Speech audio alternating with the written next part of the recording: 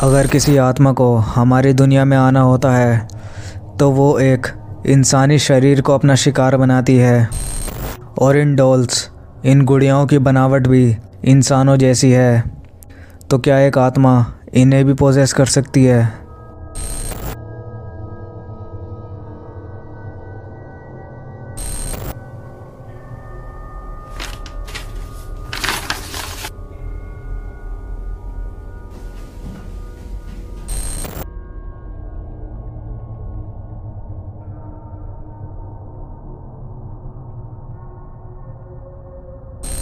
इस वीडियो में तुम्हें देखने को मिलेगी कुछ ऐसी हॉन्टेड डॉल्स जो कि काफ़ी हॉन्टेड हैं।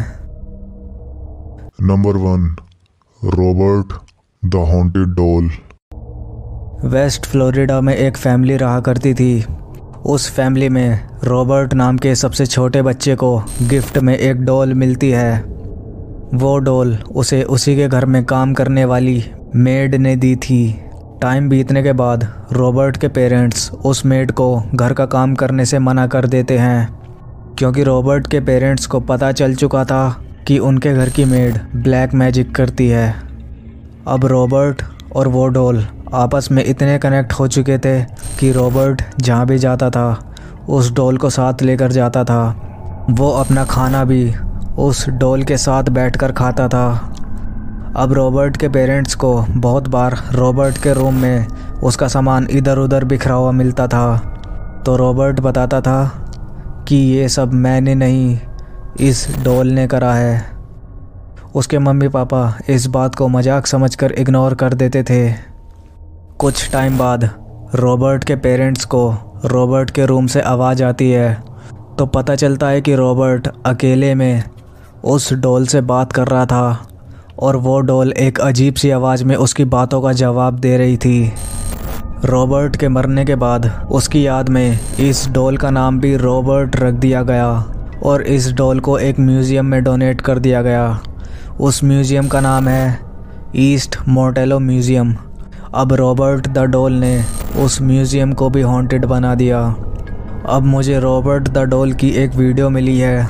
अगर तुम इस वीडियो को ध्यान से देखोगे तो इस वीडियो में इस डॉल का पैर अपने आप हिलता हुआ दिखता है।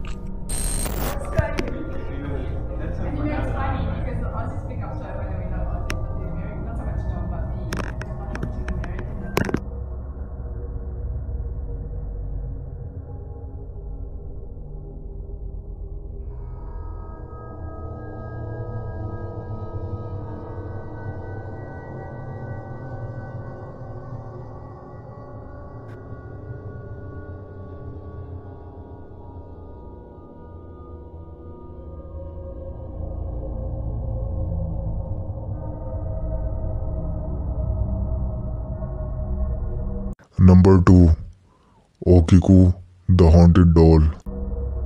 जापान में रहने वाले एक आदमी ने एक डॉल खरीदी और उस डॉल को अपनी छोटी बहन को गिफ्ट में दे दिया। उसकी छोटी बहन को वो डॉल बहुत पसंद आई, पर उसी के 1 साल बाद उसकी छोटी बहन की डेथ हो जाती है। अब उस बच्ची के परिवार वालों ने उस डॉल को संभाल कर रख दिया और उस डॉल का नाम उस छोटी बच्ची की याद में ओकिकू रख दिया, क्योंकि उस छोटी बच्ची का नाम भी ओकिकू ही था। कुछ टाइम बाद ओकिकू के परिवार वालों ने नोटिस किया कि इस गुड़िया के बाल, जो कि इसकी गर्दन तक थे, अब वो अपने आप बढ़कर उसके घुटनों तक आ गए थे।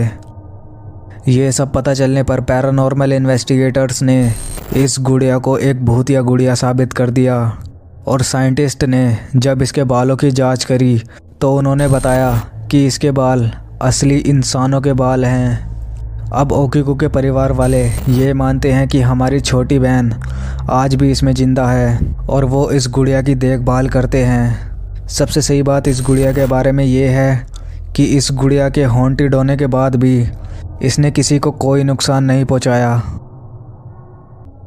Number 3, haunted doll comes to life. मुझे एक वीडियो मिली है जिसमें एक बच्ची डॉल्स के साथ खेल रही होती है और तभी उसके साथ एक पैरानॉर्मल एक्टिविटी हो जाती है।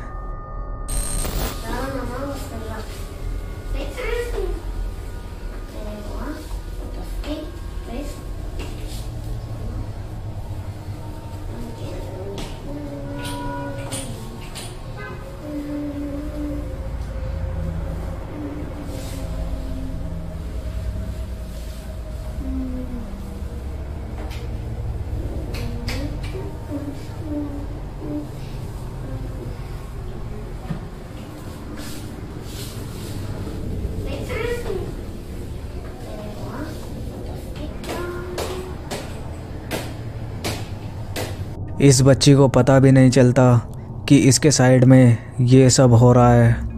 बाद में इस बच्ची के साथ और भी डरा देने वाली पैरानॉर्मल एक्टिविटी होती है।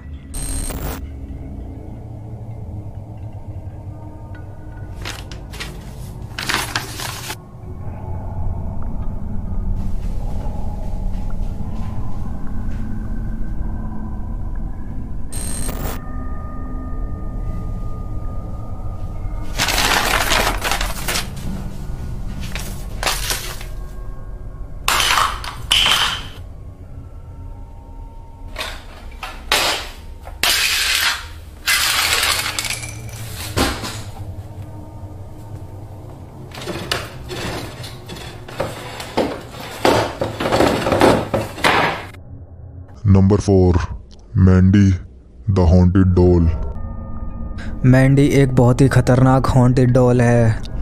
मैंडी जिसके पास थी, मतलब जो इसका ओनर था, उसने बताया कि अगर मैं इस गुड़िया को रात में किसी कमरे में रखता हूँ तो सुबह तक उस कमरे का सारा सामान इधर उधर पड़ा हुआ मिलता था, और अगर इस डॉल को किसी दूसरी डॉल के साथ रख दिया तो सुबह तक उस डॉल के टुकड़े टुकड़े हुए मिलते थे। इन सब चीज़ों को देखते हुए उसके मालिक ने उस डॉल को बेसमेंट में रख दिया। कुछ टाइम बाद उस आदमी को अपने घर में किसी बच्चे के रोने की आवाज़ आने लगी।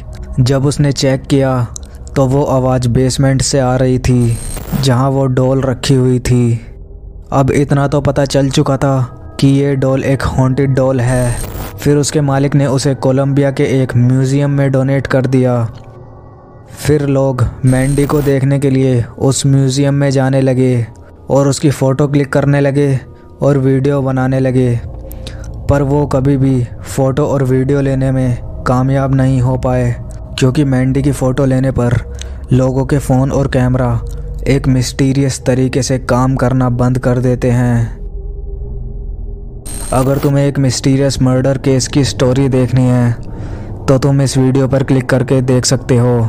इसमें मैंने एक्चुअल मर्डर सीन की फ़ोटोज़ दिखाई हुई हैं। अगर तुम इस वीडियो पर क्लिक करोगे तो तुम्हें देखने को मिलेंगे रियल गोस्ट जो कैमरा में कैप्चर हुए हैं। Subscribe for more horror content.